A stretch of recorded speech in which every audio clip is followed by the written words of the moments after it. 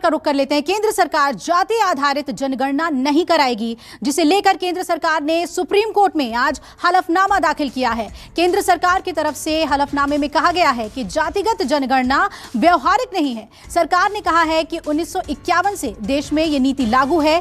केंद्र सरकार ने महाराष्ट्र सरकार की एक याचिका के जवाब में हलफनामा दाखिल करते हुए जनगणना से मना किया, जिसमें जातिगत आंकड़े पर कोर्ट ने केंद्र से जवाब मांगा था।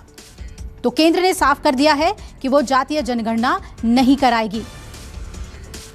तो कई राज्यों की तरफ से मांग उठी थी जातीय जनगणना की, और सुप्रीम कोर्ट के जरिए केंद्र ने साफ कर दिया है कि वो जातीय जनगणना कराने के पक्ष में नहीं है। हलफनामा में साफ तौर पे केंद्र की तरफ से कहा गया है कि ये व्यवहारिक नहीं है। आपको बता दें कि महाराष्ट्र सरकार ने एक याचिका दायर की थी, जिसमें जातीय जनगणना कराने की मांग की गई थी, और इतना ही नहीं, उसमें जो डेटा है उसकी भी मांग की गई थी कि केंद्र पिछड़ी जातियों को लेकर जो डेटा है वो मुहैया कराए। दोनों ही बातों से केंद्र सरकार ने मना कर दिया है।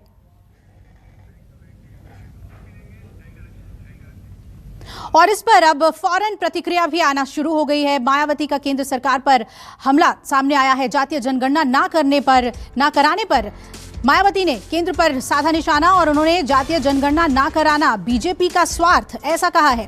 केंद्र का यह फैसला समाज को दुखी करने वाला है। और मायावती ने यह भी कहा कि बीजेपी की कथनी और करनी में अंतर है। तो मायावती ने ट्वीट कर लिखा कि केंद्र सरकार द्वारा एससी में हलफनामा दाखिल करके पिछड़े वर्गों की जातीय जनगणना कराने से साफ तौर पर इनकार कर देना यह अति गंभीर और अति चिंतनीय है, जो बीजेपी के चुनावी स्वार्थ की ओबीसी राजनीति का पर्दाफाश और इनकी कथनी और करनी में अंतर को उजागर करता है। उन्होंने कहा कि सजगता जरूरी है। एससी और एसटी की तरह ही ओबीसी वर्ग की भी जातीय जनगणना कराने की मांग पूरे देश में काफी जोर पकड़ चुकी है, लेकिन केंद्र का इससे साफ इनकार पूरे समाज को उसी प्रकार से दुखी और इनके भविष्य को आघात पहुंचाने वाला है, जैसे नौकरियों में इनके बैकलॉग को ना भरने से लगातार हो रहा है।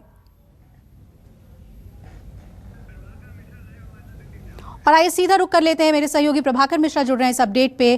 प्रभाकर, जिस तरीके से हलफनामे में इनकार किया गया है जातीय जनगणना से, क्या तथ्य और क्या दलीलें दी गई हैं? देखिए, महाराष्ट्र सरकार की तरफ से जो याचिका लगाई गई है उसमें दो बातें की गई थी। एक तो ये कि कास्ट सेंसस कराई जाए, और दूसरी बात ये कि 2011 में एक सेंसस हुआ था जिसमें ओबीसी जातियों की गणना भी की गई थी। तो उसको लेकर उसको जारी करने की मांग की गई थी। केंद्र सरकार की तरफ से सुप्रीम कोर्ट में जो हलफनामा दायर किया गया उसमें यह कहा गया कि पहली बात तो ये कि 2011 की जो आंकड़े हैं जो इकट्ठे किए गए थे ओबीसी के, वो आंकड़े ऑथेंटिक नहीं है, उसमें बहुत सारी कमियां हैं, इसलिए उसे सार्वजनिक नहीं किया जा सकता है, उसका इस्तेमाल नहीं किया जा सकता।